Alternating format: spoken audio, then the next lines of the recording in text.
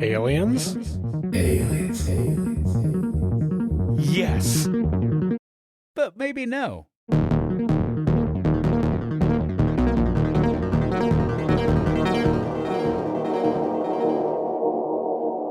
Hello? Anybody listening? Hello? Welcome back to the show. This, of course, is Aliens, Yes, but Maybe No with Josh and Travis. I'm Travis. I'm Josh. And this is an otherworldly podcast as ambiguous as our title. Yay! Yay! Another episode in the can. Or doing another episode. We are. That's exciting. And we just released another episode. We just dropped an episode today. And we might be doing another episode after this. Hopefully. It just keeps going. We'll find out at the end of the episode. I don't know what's going on. Yeah, they keep making alien stuff and we just keep podcasting about it. That's true. We went to Oregon and met up with Travis, Jordan, our researcher, and we went to UFO Fest. Yeah.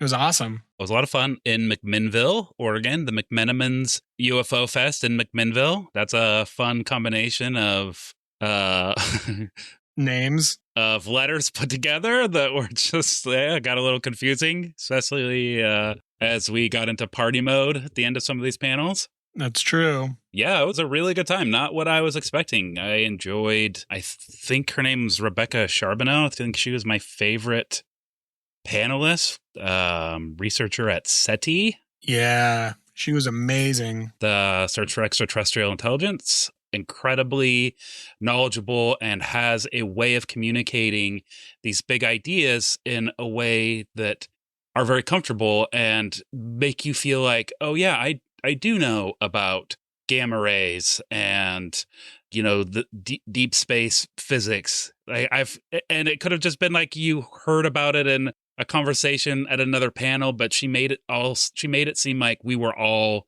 in this together and all on the inside. Yeah. We also saw Jeremy Corbell and George Knapp. Oh boy. Yep. George Knapp, I wish he had a bigger role in that panel.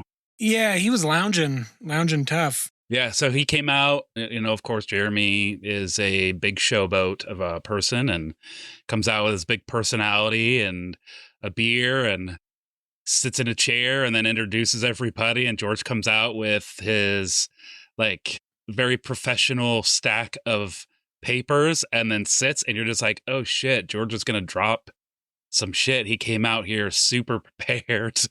Yeah. It's seriously like big stack of paper, right? And he was just holding it the whole time. Yeah. I don't think he ruffled through it maybe during his intro. Yeah, he pulled out a piece of paper and read like the sponsorship intro. Yeah. But it was still exciting to see that.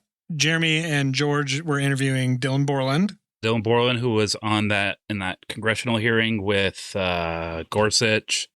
And who else was on that? Oh, George Knapp he was also on that committee panel. 2025 congressional hearing. Yeah. Yeah. Nailed it. Good job, cool guy Jones. Anyway, we also met some people for the first time in person. Shout out Vince. Shout out Chrissy. Yeah, we met some acquaintances that have become friends and then officially became friends. Real life friends. And we had to do a friendship rite that involved some blood. Up on top of the rooftop bar. Yeah, and on the rooftop bar, you got a new nickname. I didn't really want to talk about this. Yeah, one of the new friends, her name is Chrissy. She was introducing herself, and Travis went to shake her hand, and he said, sorry, my hands are sticky. I had been drinking there needs to be some backstory here, Josh, before you get all caught up in this nickname. Those drinks were very sticky, and sometimes the ingredients spilled out over the side of the cup, and I'm just raw dogging 2 old fashions. Yeah, my hands get a little sticky from the ingredients. Chrissy, as she's making her introductions, goes around and I was like, hey, what's up? I'm Travis. Very cool to meet you. I would shake your hand, but my hands are sticky. And then she says, oh, Sticky Travis. Yep, Sticky Travis. The only one there that got a nickname. Yeah. And you said, no. Yeah. It wasn't supposed to be like this. That's not how nicknames work. You have to do it yourself. That's the only way nicknames work. This one's it's gonna follow me forever. Well, I'll try to push Cool Guy Jones. Okay, I'm still working on that one. That one's going to be a hard hill to climb, I think. Yeah, especially with Sticky Travis. Because I'm not cool and my last name is not Jones, but I do like to give high fives and do finger guns. Oh yeah. Well, last episode we talked about the Dulce base. Super deep underground. Super deep. They have a zoo level. Some wild shit happens in there. Yeah, they call it the zoo, where they work on alien-human hybrids. Yeah. Don't like it. No bueno. No, it's like an underground island of Dr. Moreau. Yeah, but that was really good. You guys should go listen to it. This episode, this one, I don't know how I didn't know about this, but the Brooklyn Bridge Abduction. So Netflix, in the manner of a Netflix documentary, this is very polished. I felt like a very polished telling of the story. Yeah. It starts off with like really cool establishing shots of Manhattan and New York nightlife. They have some footage from right after Linda, our main character today, right after this incident had happened. It was documented by Budd Hopkins. And Netflix knows what they're doing when it comes to documentary. So it's very well polished. I didn't get all the way through it. But Josh, why don't you tell us a little bit about how that ended? Did it end with a big explosion and a bunch of information just flooded your brain? Yeah, basically Independence Day happened.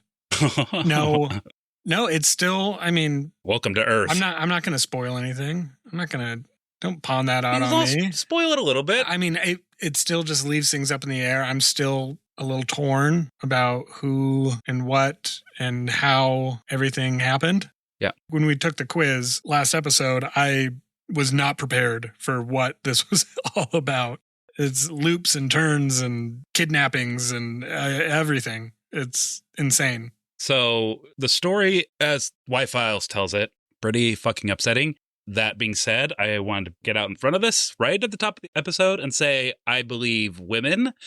And I think it's time for us to maybe just shut up and listen. Listen to women? Mm-hmm. Yeah, I'm good. I'm an ally. So I think the rest of this episode in solidarity is just going to be silence. Okay. Did I ruin it? Mm-hmm. Shit.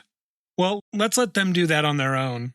Why don't you listeners just pause the podcast right now for a good hour of reflection and solidarity with women? Yeah. Okay. So yeah, right at the top, it's a pretty messed up story. Like Josh was saying, it weaves in and out of all types of wild things. There's love and stalking and vans and beaches and feet and marriage. It has it all. It does. Yeah, what a story. So this episode takes us to the Lower East Side, Manhattan in 1989 at around 3 a.m. Apartment buildings, bridge traffic, late night taxis, people still awake all over the city. A woman named Linda Napolitano claimed she woke up in her 12th floor apartment and saw aliens inside her bedroom. Minutes later, she said she floated through a closed window and into a glowing craft above the New York City skyline. And 23 people saw the event unfold over the Brooklyn Bridge. So as part of that documentary, they did talk to, and I don't know if those were eyewitnesses to this event, and I don't know if that's covered later in our hot DOS, but people thought it was like a movie being filmed in Manhattan. But before we get into what may be the most famous abduction story, let's rewind it back a year when Linda was on a trip with her husband in the Catskills. Have you been there? No, I don't know. I don't even know that the Catskills exist. It does sound like rich people stuff, and I'm always curious, like, why it's called the Catskills. What are they doing over there? And that is seriously where that meme would be appropriate, where it's the cat in overalls looking over a wall of snow. What are they doing over there? So Linda went to bed one night, then woke up the next morning in a daze, standing in her nightgown with a terrible nosebleed. Sometime later, after reading a book by Budd Hopkins, she felt compelled to write to him at once. His book, Missing Time and Intruders, basically wrote the rulebook for what we think as alien abductions today. Stuff like medical experiments, implants, gray aliens, and memories that feel like they've been messed with. Interesting. Hopkins was intrigued by her letter and invited her to join his support group for alien abductees, which she began attending shortly thereafter. It was during her time working with Hopkins and undergoing hypnotic regression that Stranger Things developed. Stranger Things? Oh, Stranger Things theme song. After noticing a painful lump, she had a medical x-ray taken. Doctors took some scans and apparently found a tiny spiral-shaped thing stuck in her nose. Okay, that was a wild part of that documentary, but she spent, I felt like, an obscene amount of time talking about this lump in her nose and how it was going to affect her face. Yeah. She's like, it's right in the middle of my face. That's where and I was like, yeah, that's where your nose is. That's where your nose is. Like, I mean, it sucks, but that little squiggly thing was wild. What is that? What was it? I don't know.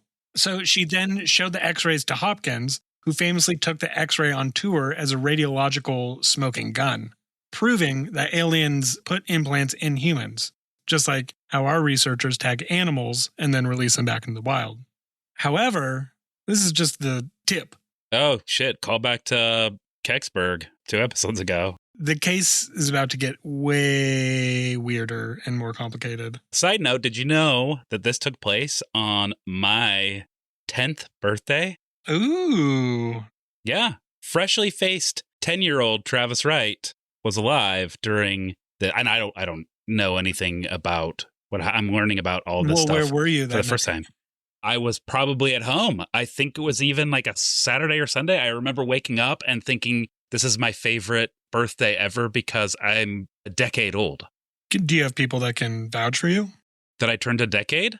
No, that you were... Yeah, my mom. I think she listens. Hi, Mom. Well, write in. Let us know. Write in. Prove that you're my mom, and tell everybody that I was 10 years old in 1989. Just turned. And it was you. You did all this. And it was me. So Linda Napolitano, on the night of November 30th, 1989, lived on the 12th floor of an apartment on the Lower East Side, which Josh was very kind to establish for us. I just wanted people to know. You did. And now we're going to double know. Yep. Just like my cool new nickname, Sticky Travis, people are now going to associate my birthday with this, I'm sure. Okay, so on the Lower East Side of Manhattan, when she had one of the most famous abduction experiences known. She said she woke up around 3 a.m. on November 30th, 1989, good year, only to find small figures standing in her bedroom. They were those classic gray aliens, short with huge black eyes, thin bodies, and smooth gray skin. Suddenly she couldn't move. She claims the aliens spoke to her telepathically, just telling her to keep calm and quiet. So at about 3:15, so 15 minutes later, she was lifted off her bed in a beam of blue light and floated right toward her bedroom window. How would you feel if that started to happen? Like you suddenly started floating. Would you feel like things are going right for me right now? No. Or would it be like, oh shit, what if I keep going up? That would be my thought, is that once I get outside, I'm going to keep going up. Well, also, if the windows are closed, like, am I going to smush into the wall? Yeah, is this force that's moving me towards the window? Is it going to just continue to push me? And then if I make it out, yeah, am I done forever up? Yeah. What happens when I run into a building? Yeah. I'm in Manhattan now. It sounds as though she wasn't able to move or speak. So, I mean, that would be my reaction, is not moving, not speaking, but I would be terrified. But I think this is a terrifying thought that I have every once in a while, just like being sucked up somewhere or like gravity just quitting. Where was I? So at about 3:15, she was lifted off her bed in a beam of blue light and floated right toward her bedroom window. One of the most discussed details in the case is that the window allegedly had burglar bars installed. I don't remember that. I think the Y-Files mentioned it. I don't think they mentioned it in the Netflix documentary. So that's a kink in the story. Didn't work. No, it didn't work. Well, I mean, she was unburgled, I guess. Well, she was burgled. No, I guess she was burgled. Yeah. Linda claimed she passed directly through the sealed window structure while curled into a fetal position. She described rising high above the street, heading for the Brooklyn Bridge, with 3 gray aliens floating right next to her. Next thing she knew, she was inside a reddish-orange craft that looked like lava and a clam opening to swallow her up around 5 a.m. So this is like a 2-hour round trip. Yeah. Around 5 a.m., she was back in bed. Linda's husband, Steve Napolitano, was in the apartment the whole time. He remembers Linda waking him up completely freaked out. Some stories say Steve also recalled seeing a weird light or sensing a strange vibe in the apartment that night. Still, he never actually claimed to see Linda floating through the window herself. He mainly confirmed that Linda was physically hurt and emotionally wrecked right after the incident. Good job, Steve. He sounds like a pretty supportive partner. Yeah, I think he nailed it. I mean, I think he stuck with her. He supported her in this. And yeah. It gets a little murkier as we continue with the story, but... Oh, yeah, we're still skipping along the sidewalk right now. We haven't jumped in traffic. Yep, haven't even gotten to the shaft. What? The shaft of the story, you know, the tube part. Yeah. So as Budd Hopkins kept digging into Linda's story, he became totally convinced this abduction was the big case he'd been waiting for. And honestly, that theory only got stronger when more witnesses supposedly started calling him out of the blue. One of the first big names to pop up was a woman named Janet Kimball. Hopkins said Janet reached out through letters after hearing about the case. She claimed she was near the Brooklyn Bridge early that morning on November 30th and saw this glowing thing hanging over the city. She even said she watched a woman float up into the craft with a group of small humanoid figures. That is wild. Spooky. Yeah. So to Hopkins, Janet's story was a big deal because it seemed to back up Linda's narrative perfectly. You've got Linda saying she was levitating over the city, then you've got another witness describing the exact same impossible scene from a totally different spot. But here's the thing. The more people looked into Janet Kimball, the harder she was to actually find. What? Dun, dun, dun. There was never really any solid proof of who she was. Her whole role in this case was just based on letters and whatever Hopkins told people. No interviews, no press conferences, nothing. Even UFO researchers at the time were scratching their heads trying to figure out if Hopkins had actually vetted her. So as people got more skeptical, Janet's story started feeling less like a smoking gun and more like just another confusing piece of a really messy puzzle. Then, the story got even wilder. According to some letters written and tape recorded by guys known as Richard and Dan, don't like these guys. The witnesses in a limo that night included a high-ranking international diplomat. Hopkins eventually decided this was none other than Javier Perez de Cuellar? Cuellar? If I remember right, it's de Cuellar? The Secretary General of the UN. Let's pause and just say apologies for our inability to say people's names. I mean, this is the Secretary General of the UN, a very popular we should know person. We should probably know it, but we don't because... I don't know anyone's name in the UN. That's why. Exactly. Yeah. How often did their names come up? Not that often. Yeah. Well, first, why was he there? That seems just crazy. The diplomat? I mean, it's New York City. 3 a.m? Oh, no, man. Come on. What are you doing? Nothing good happens after midnight. That's what I've heard. It's New York City, man. It's a city that never sleeps. If you want to do anything at any time of the day, it's available to you. And especially during the 80s, man, this is like the dark times in New York City. Well, I don't like it. So who knows? And he had 2 security guys that were with him. They weren't up to anything bad or not good. Well, Hopkins claimed the diplomat was totally rattled by what he saw. Supposedly, he admitted it happened in private through some middlemen, but he wouldn't go public because, well, imagine the chaos if the head of the UN said he saw an alien abduction. Chaos. I mean, that's the whole point of the story, though, is us just imagining. That's true. That case. Ugh, I can't. Imagine. It would be chaos. It would. The idea that the UN Secretary General was a secret witness became the most sensational part of this whole case. But just like with Janet, this part started falling apart under a microscope, too. I hate it when they fall apart under a microscope. I know. Like, stay together. Yeah, stay together. Come on, guys. So Perez de Cuellar never said a word about it publicly, and there aren't any UN records to back it up. Everything we know comes from anonymous letters and Hopkins' own take on the private messages. Then the handwriting issue emerged. Holy shit, there's more? There's more. The New Jersey trio investigators, Joseph Stafula. Stefula? Stefula. Pronounce it however you want. Yeah. Richard Butler and George Hansen, those 3 people, began examining the witness letters closely.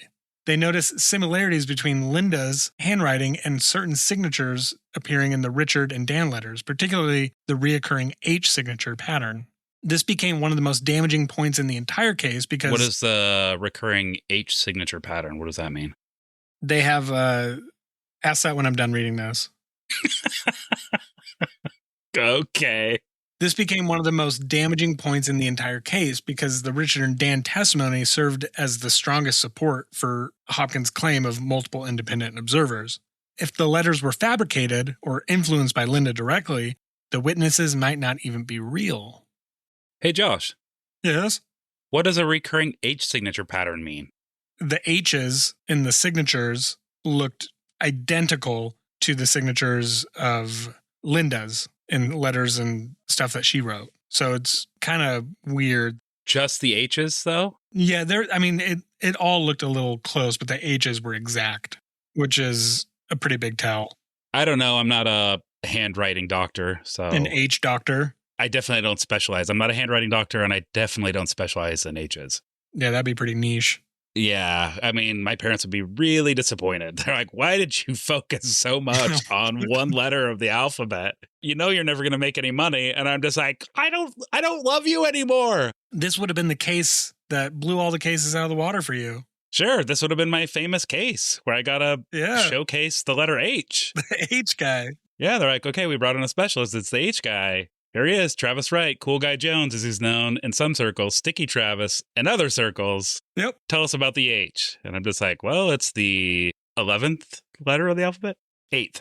Of course, I know that, being the H specialist, 8th letter of the alphabet. Yeah. So let's talk a little bit about the problems with the x-rays. Uh-oh. Yeah. So the issues with the implant story, and this is a callback to the thing on her face, the little curly Q that they found inside of her nose. The doctor who handled the first x-rays was actually Linda's cousin. Cousins can be doctors. No, that is legitimately not All true. doctors are not cousins. Okay. That is a fundamental truth. The object looked just like a basic electronic part you could find in any gadget back in the 80s. I don't know if that's true. I don't know what that means. Right before anyone could test it in a real lab, the object suddenly vanished. Linda said the aliens came back and took it out themselves, leaving her with some messed up cartilage and a lot of pain.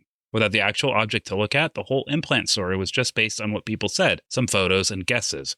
This kept happening throughout the investigation. Every big piece of evidence seemed to exist right up until the moment someone tried to prove it was real. How wild is that? Uh-oh, sorry, dog ate my homework. Too perfect. Yep, the dog licked the thing out of my nose. It's uncomfortable. Yeah, it looked like the spring in a pen and then stretched it out a little bit. I was going to say like the spiral wire on a notebook, like a spiral bound notebook. Yeah, it looked like that. Just a short little piece, like 2 spirals spread out. Yeah. So by now the case was so famous and had gotten so out of hand that people started getting suspicious that Linda might not be telling the truth. A group called the New Jersey Trio, Joseph Stefula, Richard Butler, and George Hansen, started digging into the details. There were a mix of former cops, forensic experts, and science-minded skeptics. Philip Klass, a huge name in the UFO skeptic world, also jumped in to challenge Hopkins' take on things. The trio started with the logistics. Linda lived in a packed Manhattan apartment building with 24/7 security. The investigators talked to the guards, but nobody saw any weird lights, crowds, or a woman floating outside in the middle of the night. They also took a very close look at the letters from witnesses. Here we go. One major problem was the handwriting in the Richard and Dan letters. Critics pointed out that some of the signatures looked a lot like Linda's own writing, especially a specific way she wrote the letter H. The witness accounts themselves also conflicted. Janet Kimball reportedly claimed the craft ascended upward over the Brooklyn Bridge. Richard and Dan reportedly described the craft plunging downward into the East River. Investigators argued that the two groups observing the same massive aerial event should have shared at least basic positional consistency. That's true. These contradictions also started breaking apart the appearance of a unified witness narrative. Yeah. So, yeah, but I mean, like, those two things can exist within each other. Like, planes have to go up and then they also have to come down. Yeah, depending on when they saw it. And it was like a 2-hour experience. Exactly. Like, when they saw it, maybe. Maybe it was, different time. Yeah. Anybody that has an experience with a UAP, they talk about how fast it moved. Yeah. And how weird it made them feel. Yeah, they can. It just seems, when they're saying the same time, I mean, it's fishy. It's a little fishy. Well, I mean, all of these, every witness account that we've covered on the show is fishy. Every single one of them. And they're not ever reported like immediately after. And there's usually something that causes them to speak out. for whatever reason, they felt compelled to tell the story. But with the aerial school, if the kids all said that the alien or the ship showed up at different locations or was moving differently, that would be your smoking gun. You'd be like, no. Sure. But that cool guy that smoked cigarettes at the beginning of that documentary, he laid it all out for us. He was a cool guy, Jones. He's like one of those guys that you think, oh, he peaked in elementary school. No, he peaked in junior high. The guy is still peaking. Oh, yeah. There's no top to what that guy can do. And he knows it. Yeah, he knows it. Yep. So now we're going to talk about Carol Rainey and the kind of internal collapse of the whole case. So Carol Rainey, that's the person that brought all of this information. Like she was the filmmaker, right? For Budd Hopkins, yeah. She was the filmmaker and former wife of Budd Hopkins. Oh, former. Well, he passed away. R.I.P. a real one. Yeah. She later spoke publicly about the investigation and described major concerns regarding Hopkins' methods. Rainey argued Hopkins became emotionally invested in protecting the case and cherry-picked supporting evidence. According to Carol, Linda eventually made additional claims involving organized crime figures, being kidnapped, whole family abductions, and even alleged experiences connected to September 11th attacks years later. What? Yeah, she kept adding. Carol also criticized the use of hypnosis in abduction research. Good for her. Critics of hypnosis regression have long argued that investigators can unintentionally shape memories through suggestion, repetition, and reinforcement. And she knew because she was filming. I mean, she filmed, I don't know how many. I mean, she filmed everything. But like hypnosis as a means to get information out was very popular in the 80s and early 90s. People thought that it was not even woo, it was like part of science. You would go to hypnosis shows and people would be afraid to go on stage because they were worried that something weird was going to happen to them and they were going to like live out some of their repressed memories. Most of these hypnosis shows were all done past 10 o'clock, adult audience only type situations. Yeah. But I think a lot of that is just like when you feel like you are under hypnosis, your inhibitions go away and you just feel like you can do whatever you want because you can just lean on, I was hypnotized. I had no control over it. So I've never thought I don't think that it's a very reliable way of getting or extracting information. No. Brains are weird and complicated, and I don't think this is the way to unlock information. Yeah, I do believe hypnosis is real, but just like you see if you go to a show, it is very suggestive.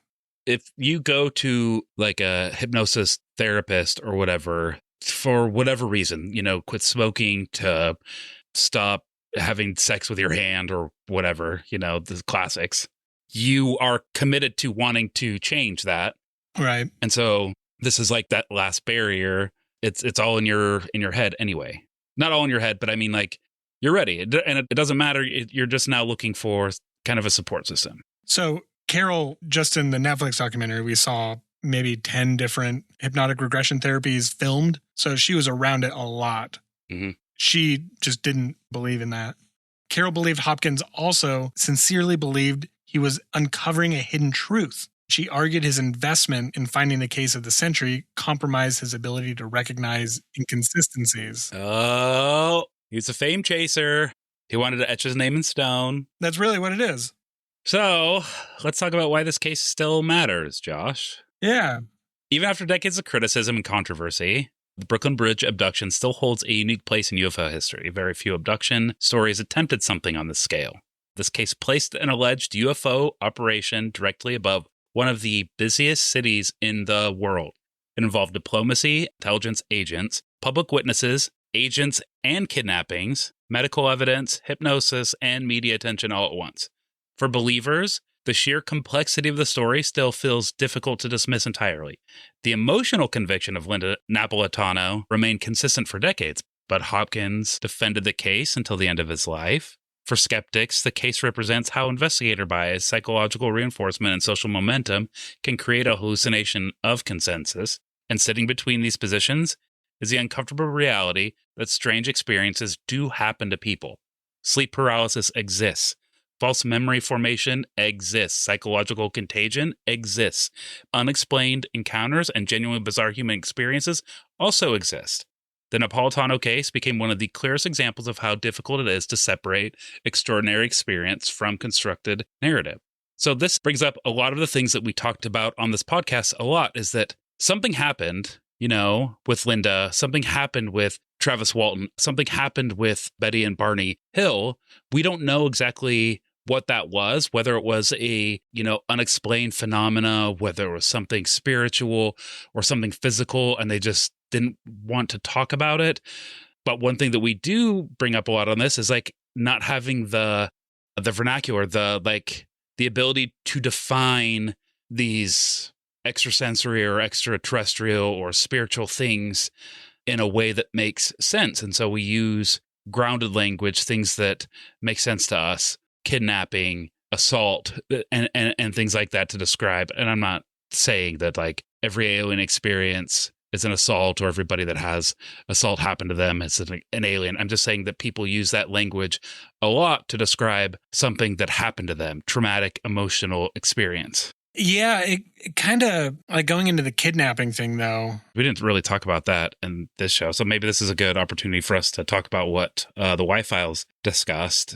I didn't like that at all. Yeah, these two guys, Richard and Dan, those were the security detail for this UN ambassador, and one of them got weirdly obsessed with Linda. Yeah, would like follow her around, and their partners. And they both saw the abduction. They both saw it, and they both dealt with it in their own way, said it was very scary, and they didn't know who else to talk to. I think that their account is, at least, which one was it? Richard is the more grounded one, and I think Dan was the one that had this weird fixation on Linda, would follow her around, film and watch her all the time, kidnapped her. And while this was all going on, he was writing letters to Budd.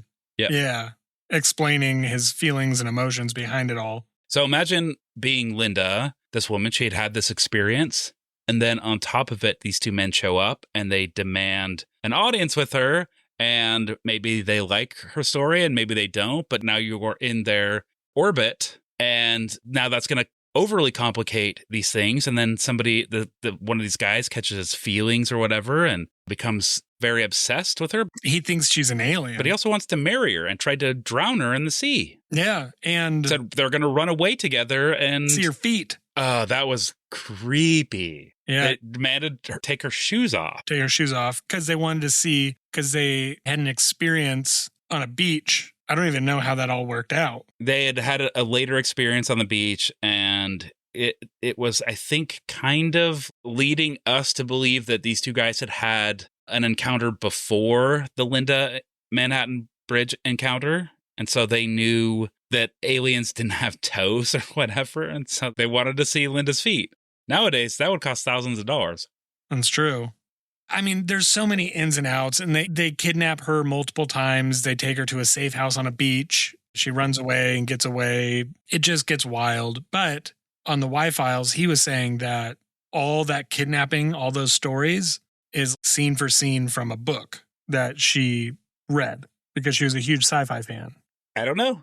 I don't know either. I don't know. I believe something happened to her. Why would you, like we've talked about before, whistleblowers, why would you want this kind of attention, this negative attention? Like, what does it serve? What purpose are you getting out of it? Like, there's no net gain for Linda to say these things and hope to benefit from it. She got no benefit. Famous. Infamous. She was on talk shows. She was on news. She set up a deal where she would get 10 to 25% of his book. They were going to make a movie. That ended up not happening. I think that's fine. Like, if this thing actually happened to her and people were going to profit off of it, why wouldn't you want a piece of that pie? If something were to happen to you and somebody wrote about it and you are, living a struggled life in New York City, the city that never sleeps. And she came from humble beginnings. Sure. But I mean, being a human being is hard, and any help helps. Why didn't you say that about the Ariel kids? Those kids are a bunch of fucking degenerate pieces No, of they're shit. Children. Except for that one guy. No, they're not. They're grown up now. They are grown people. Well, now they're grown. Yeah. And they still have the same story. Well, the thing with Linda happened at she was 40, like a grown-ass woman. So the Brooklyn Bridge Abduction is still one of the most famous alien stories out there, even though we hadn't heard of it, which is wild. That's okay. We're still babies. We're on our own path. We are. But it's also, without a doubt, one of the most argued about. Sure. We just proved that point. There's zero physical proof. The witnesses are still debated. The supposed alien implant vanished into thin air. The political connections stayed private and were never confirmed. And the story just keeps getting bigger and bigger and bigger over time, which only made the original claim harder to believe. But this case has all the classic UFO stuff packed into the story. Missing time, medical procedures, telepathy, secrecy, government interest, unreliable memory, psychological influence, and that unsettling possibility that something genuinely strange unfolded in the middle of an ordinary life. Classic story. What are your final thoughts? What do you think? I mean, like I said at the top of the show, I believe Linda. I believe something happened to her. I don't think that all the players in this story are telling the truth. I wish there was more information. The handwriting analysis seems a little fake or doctored. Like, some people write H's the same way. I would know as being a master of the 8th letter of the alphabet. So that if it's just an H thing and they're like, well, this proves our point that Linda wrote is the author of these letters, I think that that's pretty soft, sandy foundation. I don't really like it. I do believe that something happened to Linda. Was it this? Probably not the way it was recounted, but I do feel like something happened to her. And maybe it was like, it could have been an assault. I mean, she was definitely assaulted, if you believe some of the other testimonies from this, by these two guys. And so maybe this is just like her way of trying to bring attention to something traumatic that happened to her. I mean, why don't we have, I wish we had more documentation on the 23 other people that saw this event, because it was in, New York City, 23 people, and probably more. If 23 people saw it in New York City, probably more, but they just didn't report it. And we talked about this earlier off mic, how important it is to report these kinds of things that happen to you, because it helps validate everybody else's experience. Yeah, it could be you're a small part of something big. This whole thing, I've gone back and forth. I don't know why. I normally don't have this feeling, but I can feel it in my chest, even though my mind is nagging me saying, like, there were 23 witnesses. That's a lot. There was a lot of letters. There was documentation. I mean, it's all documented.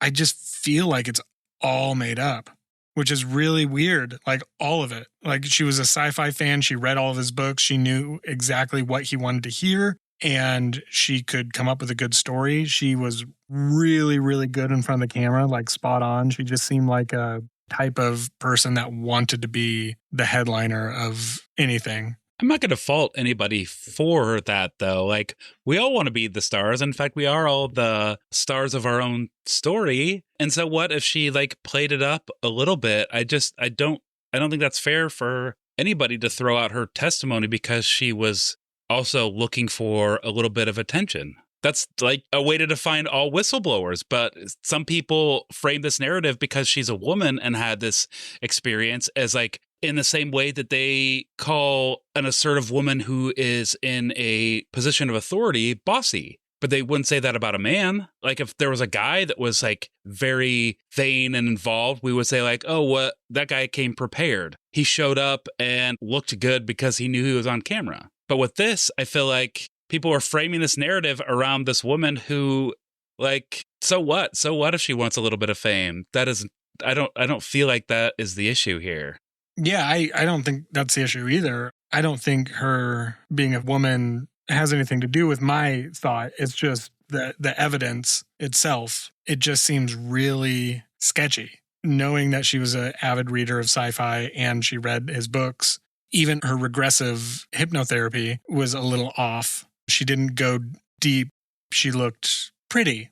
Just laying there, just talking. She didn't go into that regression hypnosis. Well, I mean, nobody here is a hypnotherapist. I think it seemed rehearsed, but I feel like if you're not susceptible to hypnosis, that's probably going to be the case. You're just going to assume you're in this hypnotic state. Bud was a hypnotherapist, and Carol, his wife, filmed all of it, and she's the one that said it was very suspicious. Okay, it's all woo to me. Well, I think I'm just going to land on I don't think this is real at all. And I don't want to. I want this to be real. I mean, not I don't. shitty I don't parts. want this to be. I don't. Yeah. I want her to be telling the truth, I should say. Yeah. I believe something happened. So that's me. I say aliens, no. Okay. I also say aliens, no. But I will say it with a caveat that I think something happened. But no, it doesn't move the needle for me as far as aliens. Okay. We didn't go crazy deep. There's a lot of other stuff about this. We didn't want to do a 5-hour episode. Yep. Budd Hopkins, a writer, his wife, a documentarian. There's so much information. We just tried to give you guys like the Cliff's Notes version of it. And I'm sure we will link some of these stories in our show notes. Yeah. Really, really would suggest, if you guys don't already, subscribe to the Y-Files. I feel like that is a huge resource that we use. Mm-hmm. We don't call out that YouTube channel enough. No, we don't. All right. We have fan mail. Oh, man, I love this portion of the show. We just have one. Great. Is it about how I suck at trivia, or No. is it trivia related? No, this is a real one. This isn't one that you sent or that I sent. Okay. Yeah. Oh, man, good. I was sweating for a second. I was like, how am I going to respond to this? So this person says, hilarious episode, guys. I agree the Kexpert incident sounds like it was military. Yeah. I wanted to save Josh time and let him know I don't own a Geiger counter. Because I am known for asking people if they have a Geiger counter. Yeah, you want to ask everybody you know. And well, I got it. So you don't have to ask this person. I mean, I don't have one. I don't even know what it looks like. I do. I have a oh, does it look like this? Joke's on you. I have a Geiger counter. Just kidding. It kind of looks like that. Well, good. I'll mark that down. I keep a very long... Like a big spreadsheet. Yep. Yep. I like that they said hilarious. Was that? Yeah, I was just thinking that. Hilarious. Good. I don't care if people think I'm smart. I just want them to think I'm funny. That's it. That's it. That's the most important thing to me in the world. Yeah, I don't care if I'm smart. Yeah. Look at me. Look at me. No. I'm a fart stacked up. This is Sticky Travis. I have to be funny. Otherwise, what else do I have? It's true. Can I say that's true, or is that only you can say that? That's fine. You can say it's true. I gave you license to say that's true. Okay. So if you guys want anything read, send it to us. Like your sci-fi fan fiction about us. Yeah, sure. We'll read it. We'll do the voices. Oh, yeah. Well, that is going to get us into our quiz. No, it's quiz time. I'm starting to sweat really bad every time you play that. I'm just like, uh-oh, a little bit of poop dropped out. That's why I do it. You're just keeping me regular. That's great, Josh. I appreciate you. You're always worried about my butt health. Yeah, I care about you, man. I care about you too. Thank you. There it is. We got it? Oh, hell yes! Let's see here. This is exciting. This is exciting. Oh, man. Regional. This is very cool. Okay. Let's get into our quiz. Bigfoot. Are you going to do the noise again? You make me do a little poop? I'm excited for this. This is gonna be fun. I think our cryptid episodes are some of my favorites. Yeah, and I know a good amount about Bigfoot, and I'm still torn. So I'm curious to actual dive in. You know, I've watched documentaries and TV shows and stuff like that. All right, we're gonna do Bigfoot. This is fun. Yeah. So first question. The word Bigfoot became widely known after track discoveries in Northern California in what year? Is it A, 1897, B, 1924, C, 1958, or D, 1973? Oh, man, what a question. I'm going to say 58. 1958? You think that late? But it could be 1897. I don't know. I'm going to say 1897. I'm going earliest is the burliest. And we're talking about Sasquatch. He's pretty burly. That's true. I made it rhyme. That makes it true. You did. Earliest is the burliest. All right. Next question. The term Sasquatch is an anglicized version of a word from which cultural language tradition? A, Cherokee, B, Inuit, C, Algonquin, or D, Coast Salish? So I know Algonquin is an Eastern tribe, like an Eastern Coast tribe. Okay. I'm ruling that out. I don't know what Coast Salish is. I'm going to say Inuit. Actually, Cherokee. I'm going back to Cherokee. Inuit I'm is gonna an do Alaskan Cherokee. tribe. Yep. Which, I mean, there's probably Bigfoot in Alaska. Yep. So I'm going Cherokee also. All right, next one. What is the name of the Bigfoot video? Yes, I mean that one. Shot in California in 1967. Is it A, the Patterson Gimlin film, B, the Squatchy Strut film, C, the Bluff Creek film, or D, the Athabasca Landing film? I don't know what that means. I'm going to say A, the Patterson Gimlin film. Okay. I already locked that in. You did? Cool. I did. We're in this boat together, Josh. Ride or die, buddy. Okay, next one. Oh, here we go. Good. In Cherokee tradition, Sul Kalu is best known as what? A, the Lord of Game, B, the Warrior of the Forest, C, the Foot of the Bear, or D, the Hairy Ice Giant. I like 1 and 2, Lord of Game, Warrior of the Forest. I don't think it's going to be Warrior of the Forest. I'm going to say Lord of Game. I'm going to say the Foot of Bear. The Foot of the Bear. Sure. Yeah. You're probably right. I don't know. I mean, we're defining this creature by the size of its foot. That's that true. also could be misleading to get you to answer that question. It's probably misleading. Yeah. All right, next one. Which early explorer recorded large bipedal tracks in Athabasca Pass in 1811? Is it A, Theodore Roosevelt, B, David Thompson, C, Grover Krantz, or D, Meriwether Lewis? I think it's Theodore Roosevelt. Well, Josh, you are so wrong. It's Meriwether Lewis. Meriwether Lewis was given a manifest from Thomas Jefferson, who was president at the time, to move west. Lewis and Clark, man, Meriwether Lewis. Theodore Roosevelt wasn't president until the 1900s, like 1904. Well, I already locked it in. Okay, next question.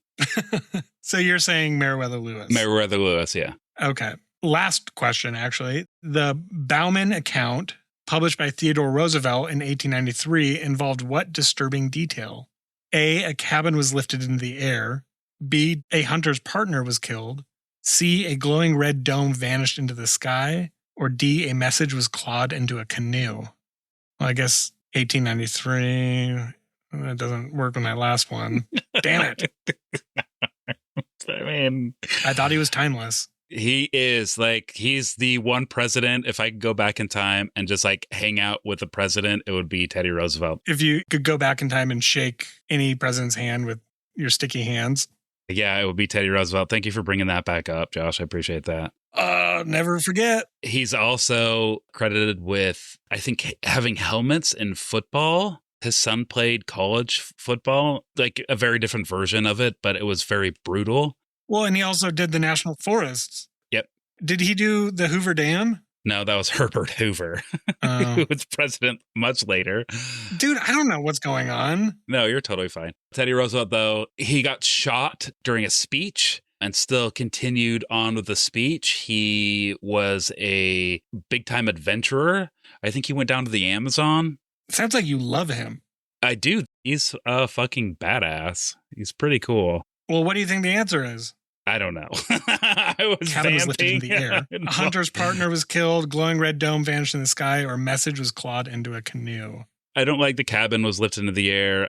Hunter's partner was killed. That probably happened all the time. I'm going to say a glowing red dome vanished into the sky. I don't know what? why. You convinced me. I just don't like any of the other options. Yeah. A message was clawed into a canoe. Okay, prove it. What was the message? Show me the canoe. Yeah. All right, I'm going to submit. We're going to view our accuracy. Ew. Boy, bad. Okay. Shit. So the word Bigfoot became widely known after track discoveries in Northern California in what year? I said 1958. You got it right. That's correct. I said 1897. I got it wrong. The next one, the term Sasquatch is an anglicized version of the word from which cultural language tradition? Yeah, we were all in on Cherokee. It's Coast Salish. Okay, next one. What is the name of the Bigfoot video? Yes, I mean that one, shot in California in 1967. I said the Patterson Gimlin film. So did I. And that is correct. Got it right. Those are probably the guys that shot it. Yeah, probably the guy. Maybe he's got a hyphenate name. I don't know. Or the guy and the camera that he used. Yeah, you know what? We're going to find out next week on the show. That's true. All right. In Cherokee tradition, Sioux Kalu is best known as what? I said the foot of the bear. I said Lord of the Game, and I was right. Yeah. Foot of the bear. Classic misdirect. You got me. All right. Next one. Which early explorer recorded large bipedal tracks in Athabasca Pass in 1811? This is the one that I'm most disappointed about because I was like, dude, come on, Meriwether Lewis and Clark. Not Theodore Roosevelt. Yeah, some nobody, David Thompson. What a fucking boring ass name. Yeah. How many of those are in the phone book? Probably thousands. Next one, the Bauman account, published by Theodore Roosevelt in 1893, involved what disturbing detail? I said a glowing red dome. You said a glowing red dome vanished in the sky. Yeah. A hunter's partner was killed. Yeah. By Bigfoot? Like the most common answer on here. But was it by Bigfoot? I guess, like you said, we'll find out. Well, cool. This is going to be really fun. Love it. Give me some more of those big feet. Thank you guys for listening. Like we said, reach out. We love to hear. That's our favorite part of life. Yeah, otherwise we're just screaming into a microphone in a room by ourselves. It's nice to feel that people are out there listening. Yeah. That's fun. That's what makes this whole thing worthwhile. Yeah. Okay. Well, thank you. And thank you, Jordan, again. We'll thank you forever and always. As always. Well, we will chat at you next episode. Okay, bye. Bye. I don't have the song loaded. Oh, this is embarrassing. I know. So now what do we do?